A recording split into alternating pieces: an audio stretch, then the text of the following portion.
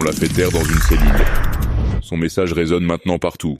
Le jeudi 24 juillet 2025, à 7h30 du matin, une nouvelle tragique a frappé le Burkina Faso et toute la communauté africaine.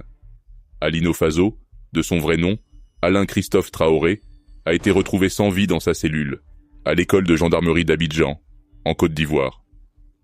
Il y était détenu depuis le 10 janvier, arrêté dans des circonstances troubles, accusé de complot contre l'État ivoirien, d'espionnage et de diffusion de fausses nouvelles. Des accusations lourdes, liées à ses prises de position politiques et son engagement pour la souveraineté africaine.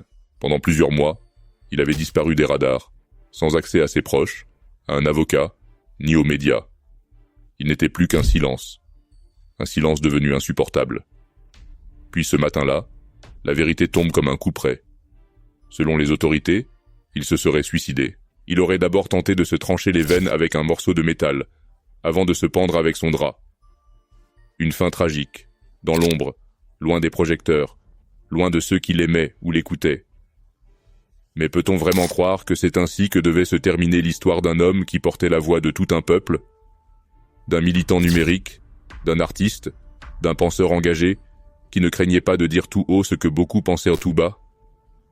Aujourd'hui, nous pleurons un homme. Mais nous saluons aussi un message.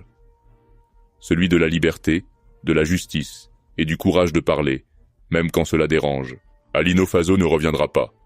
Mais son nom, son combat et son esprit continueront de résonner à travers les murs qu'on a voulu lui imposer. Repose en paix, Alino.